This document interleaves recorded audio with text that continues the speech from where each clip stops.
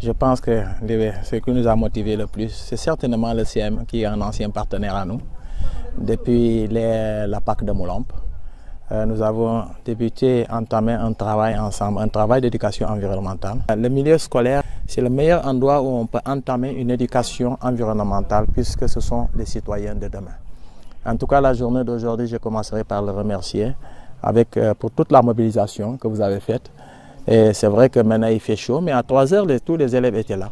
Cela montre également l'importance que les enfants attachent actuellement à leur environnement.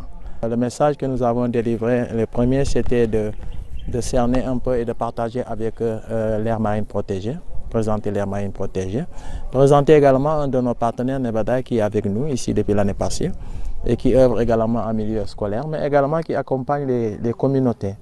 Dans l'aire marine protégée, nous, l'espace halieutique est un espace très important pour nous. D'autant plus que au sein de l'aire marine protégée, nos communautés ont principalement 2 activités, l'agriculture et la pêche. Les autres activités qui s'y ajoutent sont des activités, soit de nouvelles activités, le tourisme. Et en milieu halieutique, la mangrove est un espace très très important.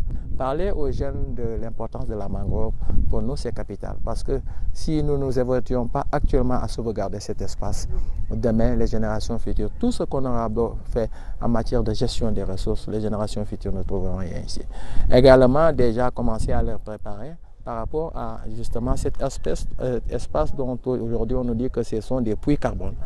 C'est l'espace qui capte le plus de carbone, et puisque avec le changement climatique, au fur et à mesure que nous avançons, il y a le réchauffement, et que la mangrove en tout cas est une espèce qui capte très bien le carbone. Préparer ça les encourage dans les activités de reboisement et ça les encourage également à s'impliquer dans la gestion de cet environnement-là. Nous, Nebeda, nous sommes dans l'appui de la gestion participative des aires protégées.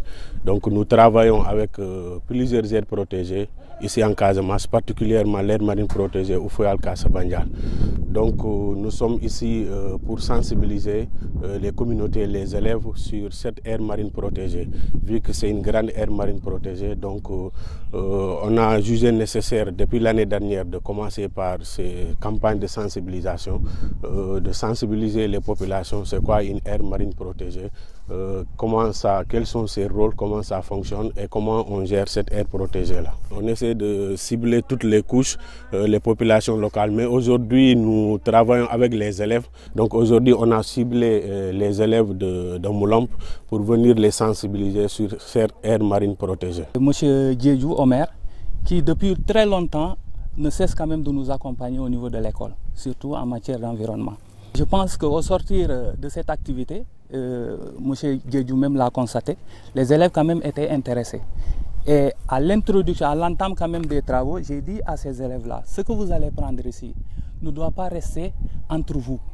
Ça doit être, vous devez être des relais au niveau de la population. Donc quelque part, toutes les informations que ces apprenants-là ont eu à avoir ici, je pense que ce sont nos relais à l'intérieur même de la communauté.